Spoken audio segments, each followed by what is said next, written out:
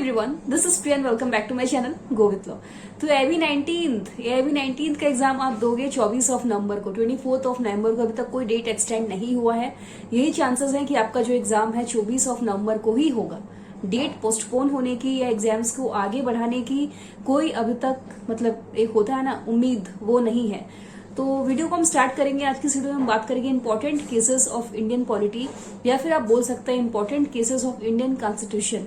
Constitution law में देखिए कई सारे केसेस होते हैं, लैंडमार्क जजमेंट होते हैं जो आपके एग्जाम के पॉइंट ऑफ व्यू से बहुत ही ज्यादा इंपॉर्टेंट है।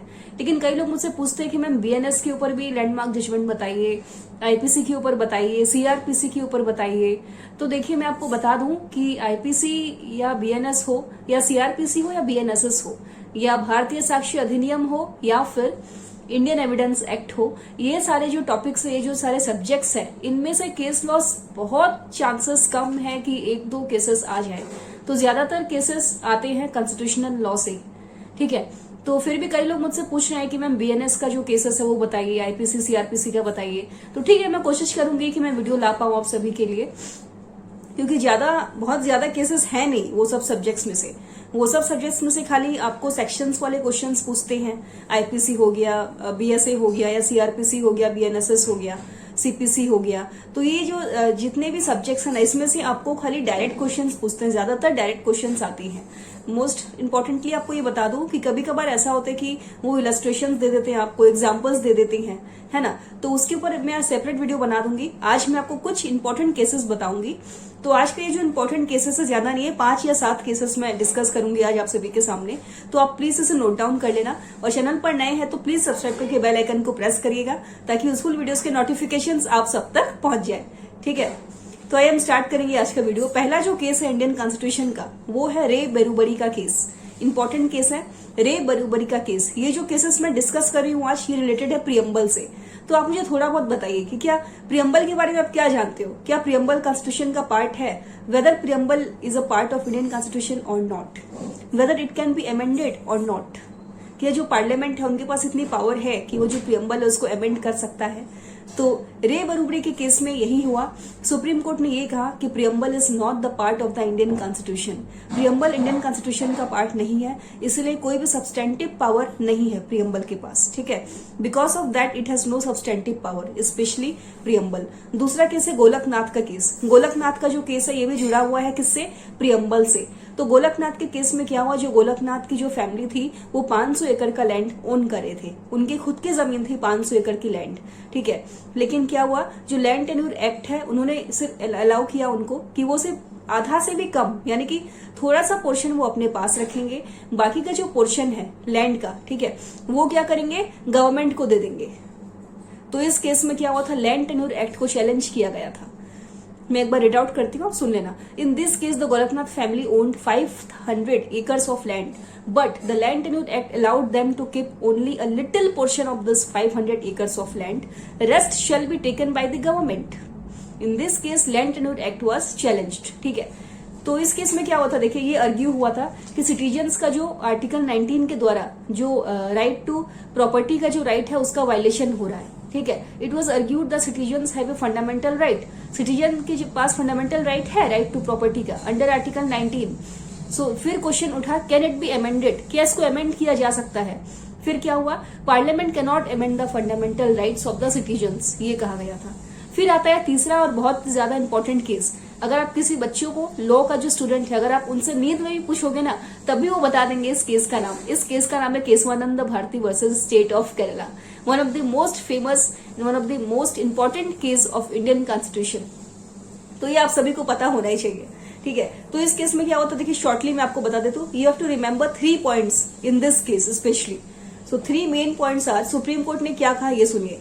इस केस में सुप्रीम कोर्ट ने ये कहा था कि parliament can amend the whole constitution, ठीक है, including fundamental rights. Supreme Court ने ये कहा कि पार्लियामेंट के पास ये पावर है कि वो अमेंड कर सकता है पूरे कॉन्स्टिट्यूशन को, फंडामेंटल राइट्स को भी वो अमेंड कर सकता है। फिर क्या हुआ था, लेकिन बेसिक स्ट्रक्चर जो डॉक्ट्रिन है ऑफ द कॉन्स्टिट्यूशन का, वो उसको टच भी नहीं किया जा सकता, उसको कोई हिला भी नहीं सकता। पूरे पार्ट को अमेंड कर सकता है, फंडामेंटल राइट्स भी अमेंड हो जाएगा, लेकिन बेसिक स्ट्रक्चर डॉक्ट्रिन, जो डॉक्ट्रिन है, उसको कोई हिला भी नहीं सकता है। फिर थर्ड पॉइंट ये था इस केस का कि जो बेसिक स्ट्रक्चर है वो डिफाइन किया गया था और स्पेसिफाइड किया था in the case example judicial review. ठीक है, तो आई होप ये 3 केसेस आपको समझ में आए होंगे। तो कोई भी डाउट्स है तो आप मुझे कमेंट में पूछिएगा। अब हम आगे बढ़ेंगे चौथे नंबर केस के। चौथा जो केस है मिनर्वा मिल्स वाला, मिनर्वा मिल्स केस। ठीक है, ये जो केस है ये भी इंपॉर्टेंट केस है प्रियम्बल में से। आज हम जो केसेस डिस्कस कर रहे हैं ना, वो है प्रियम्बल के केस लॉस। कॉन्स्टिट्यूशन का एक केस लॉस है, तो जो प्रियम्बल का जो हम अलग अलग ऐसे बांट देंगे। ठीक है, फंडामेंटल राइट्स का जो है चैप्टर, उसमें से हम अलग केसेस को उठाएंगे। सारे केसेस इंपॉर्टेंट है, तो अब ये मत सोचना कि ये इंपॉर्टेंट नहीं है। मैं पार्ट 2 भी बनाऊंगी इस वीडियो का, ये फिलहाल पार्ट 1 है। इसमें हम लोगों ने इंपॉर्टेंट केसेस को अभी हम लोग डिस्कस कर रहे हैं। ठीक है, और एक बात, टेलीग्राम ग्रुप को अगर अभी तक आपने ज्वाइन नहीं किया है तो प्लीज ज्वाइन करिएगा, क्योंकि वहां पर मैं आपके जितने भी डाउट्स है, क्वेरीज है, हम वहां पर डिस्कस करेंगे। कोई भी डाउट्स है तो आप मुझे वहां पर आराम से पूछ भी सकते हैं। ठीक है, फिर आता है मिनर्वा विल्स केस। इस केस में देखिए क्या होता है, सुप्रीम कोर्ट ने ये कहा था, मैं देखिए बहुत शॉर्टली इस केसेस को आपको समझा रही हूँ। AIB 19 आप जो एग्जाम दोगे उसमें देखिए यही होता है कि किस केस में क्या हुआ था। तो आपको केस का नाम जानना है और जजमेंट क्या हुआ था, बस ये 2 चीजों को आपको ध्यान में रखना है अगर आप AIB 19 पास करना चाहते हो। क्योंकि केस लॉस देखिए ज्यादा से ज्यादा चांसेस है कि जो कॉन्स्टिट्यूशन का सब्जेक्ट है, कॉन्स्टिट्यूशन में से ही वो लोग पूछते हैं जितने केस लॉस होती हैं। बाकी सब्जेक्ट का जैसे मैंने आपको बताया कि डायरेक्ट सेक्शंस वाले क्वेश्चंस ही आते हैं, ज्यादातर इलस्ट्रेशंस आते हैं, एग्जांपल्स आते हैं, लेकिन केस लॉस बहुत कम देखा गया है। चाहे वो इंडियन कॉन्ट्रैक्ट एक्ट हो, चाहे BNS हो, चाहे BSA हो, चाहे BNSS हो, या APC CRPC या कुछ भी हो। ठीक है, तो मिनर्वा मिल्स का जो केस है ये देखिए, सुप्रीम कोर्ट क्या कहा था इस केस में। सुप्रीम कोर्ट ने ये कहा था कि there's no case of superiority between part 3 और पार्ट 4। पार्ट 3 में क्या है, फंडामेंटल राइट्स है 12 to 35, सभी को पता है। पार्ट 4 में है DPSP, यानी कि directive principles of state policy. तो देखिए सुप्रीम कोर्ट ने क्या कहा था, सुप्रीम कोर्ट ने ये कहा था कि no case of superiority between part 3 and part 4, both are complementary to each other. दोनों ही कम्प्लीमेंट्री है, दोनों के बीच में कोई मुकाबला नहीं है, दोनों अपने अपने जगह में दोनों सुपीरियर है। ठीक है, कॉम्प्लीमेंट्री है दोनों। इन this case 42nd amendment was removed. Judicial review is a part of basic structure and it can not be amended. इस केस में ये कहा गया था कि judicial review basic structure doctrine का एक पार्ट है और उसको अमेंड नहीं किया जा सकता है। तो ये शॉर्टली मैंने आपको बताया, समरी टाइप। ठीक है, इस केसेस के अगर आपको ब्रीफ फैक्ट्स को जाननी है, पूरे डिटेल्स में जाननी है लाइन बाय लाइन, तो मैं आपको लिंक दे दूंगी, वहां से आप आराम से पढ़ लेना। ठीक है, तो ये प्रियम्बल के पार्ट के कुछ थे केसेस। अब हम बात करेंगे फंडामेंटल राइट्स, जो पार्ट 3 है फंडामेंटल राइट्स, उसमें से कुछ इंपॉर्टेंट केसेस मैंने पिक किया है। देखिए, तो ये जो पहला केस है ना, ये डील करता है, इसमें देखिए 2 तरीके का केसेस मैं लेकर आई हूं आप सभी के लिए फंडामेंटल राइट्स में से। पहला जो है वो डील करता है आर्टिकल 13 से, और दूसरा डील करेगा जुडिशियल रिव्यू, यानी कि डॉक्ट्रिन रिलेटेड टू आर्टिकल 13। जितने भी डॉक्ट्रिन्स है वो पढ़िए, कॉन्स्टिट्यूशन के बहुत इंपॉर्टेंट है। चाहे वो doctrine of pith and substance हो, डॉक्ट्रिन ऑफ सेवरेबिलिटी हो, डॉक्ट्रिन ऑफ एक्लिप्स हो, डॉक्ट्रिन ऑफ कलरेबल लेजिस्लेशन हो, तो ये डॉक्ट्रिन्स जितने भी आप पढ़े हो LLB में, वो सारे के सारे डॉक्ट्रिन्स इंपॉर्टेंट है, ये बात आप मान के चलो। कई सारे क्वेश्चंस भी फ्रेम होते हैं डॉक्ट्रिन्स में से। ठीक है, तो पहला जो केस है वो मार्बरी वर्सेस मेडिसन का केस है। इस केस में क्या हुआ था सुनिए, this is an important case as it created and establish the concept of judicial review. इसी केस से जुडिशियल रिव्यू को एक नई दिशा मिली थी। ठीक है, and establish the concept of judicial review. फिर देखिए डॉक्ट्रिन ऑफ सेवरेबिलिटी का इसमें कुछ केस है। डॉक्ट्रिन ऑफ सेवरेबिलिटी, इस केस का देखिए इस डॉक्ट्रिन के ऊपर 2 केसेस है। AK Gopalan versus state of Madras, Romesh Thapar versus state of Madras. इस केस में क्या हुआ था देखिए, this 2 cases talks about doctrine of severability. It said that if some part of an act is unconstitutional and the rest is constitutional, then the unconstitutional part should be struck off and constitutional part should be preserved. तो इस case में ये कहा गया था देखिए, Romesh Thapar versus state of Madras और AK Gopalan versus state of Madras. ठीक है, ये जो केस है ये डॉक्ट्रिन ऑफ सेवरेबिलिटी के ऊपर डील करता है।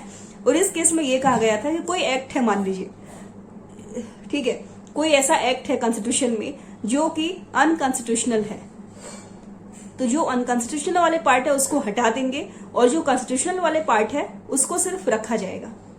ठीक है, मान लीजिए दाल चावल है, दाल चावल हम लेते हैं, तो उसमें से आप दाल को अलग कर दिया, आपने चावल को अलग कर दिया। उसी तरीके से कोई कॉन्स्टिट्यूशन में कोई एक्ट है जो अनकॉन्स्टिट्यूशनल है, उसको हटा देंगे। ठीक है, जो भारत संविधान के खिलाफ है, जो एक्ट, उसको हटा देंगे। जो वायलेशन करता है इंडियन कॉन्स्टिट्यूशन के किसी भी कानून का या किसी भी प्रिंसिपल्स का या किसी भी डॉक्ट्रिन्स का, उस लॉ को हटा दिया जाएगा। ये डॉक्ट्रिन यही बोलता है। इस डॉक्ट्रिन का नाम है डॉक्ट्रिन ऑफ सेवरेबिलिटी। तो ये फंडामेंटल राइट्स में से 3 केसेस को आज हमने देखा। मार्बरी वर्सेस मेडिसन, फिर आपका ए.के. गोपालन versus state of Madras, Romesh Thapar versus state of Madras. ठीक है, इंपॉर्टेंट केसेस थे ये। फिर हमने देखा प्रियम्बल में से कुछ इंपॉर्टेंट केसेस को। हमने देखा जो थे रे बड़ोबड़ी का केस, गोलकनाथ का केस, केशवानंद भारती केस, फिर था मिनर्मा विल्स का केस। ठीक है, मिनर्मा मिल्स केस। तो आई होप ये जितने भी हमने केस लॉज डिस्कस किए हैं, 7 केस लॉज आज हमने डिस्कस किए हैं, जिसमें से 4 जो थे वो प्रियम्बल के पार्ट में से है और 3 जो है वो फंडामेंटल राइट्स के पार्ट में से है। ठीक है, एक और इसमें केस था, देखिए state of Gujarat versus Ambika mills. ये भी इंपॉर्टेंट केस है गाइस। ये डॉक्ट्रिन ऑफ एक्लिप्स से जुड़ा हुआ है, डॉक्ट्रिन ऑफ एक्लिप्स। तो मैं आपको बता रही हूँ ना, मैं जितने केसेस आपको बता रही हूँ फंडामेंटल राइट्स में से, वो सारे डॉक्ट्रिन्स के ऊपर बेस्ड है। डॉक्ट्रिन ऑफ सेवरेबिलिटी का हमने डिस्कस किया 2 केस। ठीक है, फिर हमने अभी हम जो डिस्कस कर रहे हैं वो डॉक्ट्रिन ऑफ एक्लिप्स का केस है। तो state of Gujarat versus Ambika Mills में देखिए क्या हुआ था। Doctrine of eclipse is applicable on citizens as well as non citizens. तो इस केस में ये हुआ था कि जो डॉक्ट्रिन ऑफ एक्लिप्स है वो दोनों को एप्लीकेबल होंगे, सिटीजन्स को भी एप्लीकेबल होगा और नॉन सिटीजन्स को भी एप्लीकेबल होगा। तो ये कुछ इंपॉर्टेंट केसेस थे इंडियन कॉन्स्टिट्यूशन का, जो एआईबी के पॉइंट ऑफ व्यू से भी बहुत ही ज्यादा इंपॉर्टेंट है। और भी कई सारे केसेस हैं, जैसे Maneka Gandhi versus Union of India. Kesavananda तो टॉप में आता है, वो तो था ही, वो हमने डिस्कस किया शॉर्ट में। इस जजमेंट में क्या हुआ था, केस का नाम, बस ये 2 चीजें आपको याद रखनी है। कई बार ऐसा होता है ना कि आईबी में क्वेश्चंस पूछ लेते हैं कि this was discussed in which case, या it was held in which case, या इस केस में क्या हेल्ड हुआ था। तो इस तरीके से आपको पढ़ना है और अपनी आईबी की तैयारी करनी है। तो अगर वीडियो पसंद आया तो प्लीज वीडियो को लाइक करिएगा, चैनल को सब्सक्राइब करते हुए जाइएगा। कोई डाउट है तो मुझे कमेंट में जरूर बताइएगा। और टेलीग्राम ग्रुप को अभी तक आपने ज्वाइन नहीं किया तो लिंक डिस्क्रिप्शन पे है, प्लीज आप ज्वाइन करिए।